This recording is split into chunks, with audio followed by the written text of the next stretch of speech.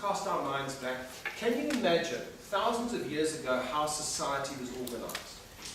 People used to generally be hunter-gatherers, and they would be in clans or tribes, wouldn't they? I'm not just talking about Africa.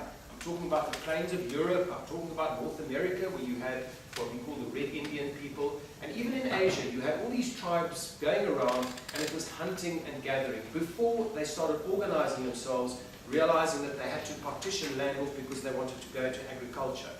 So they're wandering around and they're doing stuff. Now, let's say you've got a clan of 40 or you've got a tribe of 400. Doesn't matter. Who was the guy that was doing the speeches? The chief, or the king. And sometimes it was the head of the army. But if you think carefully, the head of the army and the king was the same person. Because in order to be the head of the army, you had to be the king. In order to be the king, you had to lead your tribe out to battle. So that was the only guy who did talks.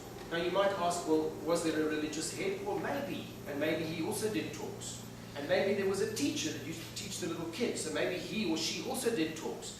But let's say out of a tribe of 400, it's a maximum of 3 or 4 people that actually do speeches. And the reason why the king was good at speeches is when he was a little boy, his daddy was the king. So he knew he was going to be the king, so he practiced his speeches, so he became good at it. What about the rest of us? You see, we can sit around a table and we can have a spontaneous conversation with people. And we can be very animated and interesting. I don't know if you've ever sat at a restaurant and watched people having a discussion.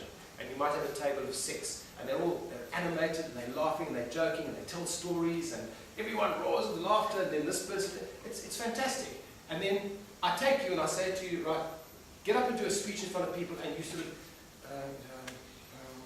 and you're looking at your notes, and you, because it's different. It's unnatural. Because you probably weren't the descendant of a king who had to do a speech at the tribe.